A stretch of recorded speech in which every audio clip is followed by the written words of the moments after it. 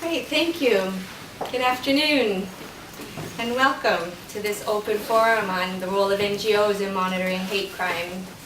I'm Sclafani, I'm the director of CEJI, a Jewish contribution to an inclusive Europe. We're based here in Brussels, and we're the organizer of this project, Facing Facts, which I'll say more about in a minute. First, I'd like to start by expressing my appreciation to the Centre pour l'égalité des chances for having us here, for welcoming us in this space. It's very relevant given the topic, as the Centre is the main center for collecting hate crime data in Belgium. I also want to thank the European Commission, of course, and we have Lillian Shaw here in the back, who is funding this project from the Fundamental Rights and Citizenship Program. And I really want to thank our speakers who are here with us today. We have Bruno de Lille, who is the Secretary of State for Equal Opportunities for the Brussels Capital Region, Joanna Perry from the Office for Democratic Institutions and Human Rights of the OSCE, and Patrick Charlier from the Centre pour l'égalité des chances. First, I'll make a few comments. First, telling you a little bit about CEJI. Now celebrating our 20th anniversary, CEJI is committed to creating an inclusive and democratic Europe in which all people can enjoy their full potential with all their diversity. We do this work mainly through training and education programs that confront bias in all its forms, that develop a greater appreciation for diversity, and the skills and strategies to create inclusive environments free from discrimination. Our program, Belief for Rama, addressing the diversity of religion and belief, has been honored with 2 awards in recent years, the European Commission Lifelong Learning Program Award for Quality in Adult Education, and the BMW Group Award for Intercultural Commitment. Our education work goes hand in hand with our advocacy work at European level, which focuses on confronting those forces which prevent the full participation of minorities and promoting those strategies that support the process of positive living together. The insidious mechanism of oppression which operates to the disadvantage of so many in Europe needs to be confronted at every level and on behalf of all. We cannot fight for the rights of only one group without supporting the rights for all. We must see bias-motivated hate crimes as the culmination of a series of building blocks starting from stereotypes and prejudice which can be found in public and political discourse.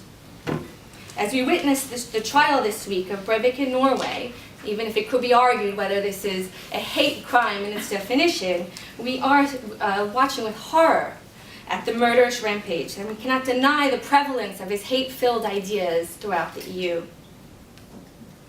And also today, Yom HaShoah, the Jewish Day of Remembrance of the Holocaust, we're sadly aware of how the building blocks of hatred can lead to mass genocide. The origin of this project, Facing Facts, comes out of the need to address widespread discrepancies in the concepts, methods, and ways of analyzing data on hate crime and hate incidents.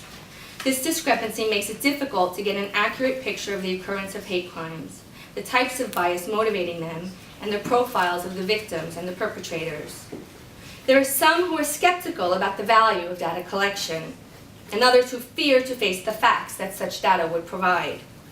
Why is accurate data collection and analysis needed? To provide services to the victims, human beings who have the right to be and to feel safe. To provide intelligence towards the provision of adequate preventive security.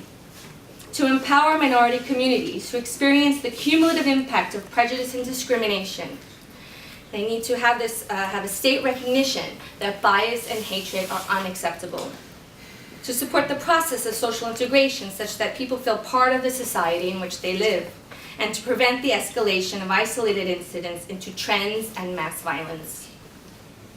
In the Facing Facts project, we aim to, 1, standardize criteria for comparable hate crime and incident data collection, to train civil society organizations representing victims to gather, analyze, and report data in order to advocate, to hold governments accountable to existing international agreement at national and local level so that civil society and public authorities work together, and to improve cooperation between different socio-cultural groups. Leading up to this point in the Facing Facts project, we have conducted an online survey of NGOs currently monitoring hate crimes in order to better understand their contexts and methodologies and to identify good practices out in the field. We have also now a set of guidelines for NGOs drafted, which will be finalized before summer.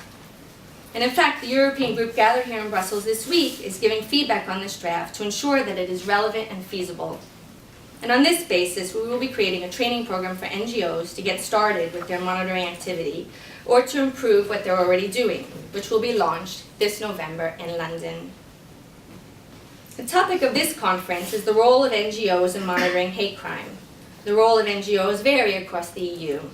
Some are operating in a situation with a total lack of even hostility or little cooperation with state authorities, and some are considered integral by state authorities to the data collection process, such as in the third-party reporting system you can find in the UK. In our mapping survey conducted over the last months, we found that over 60% of NGOs report sharing data with the authorities, where only about 25% report receiving information from the authorities in return.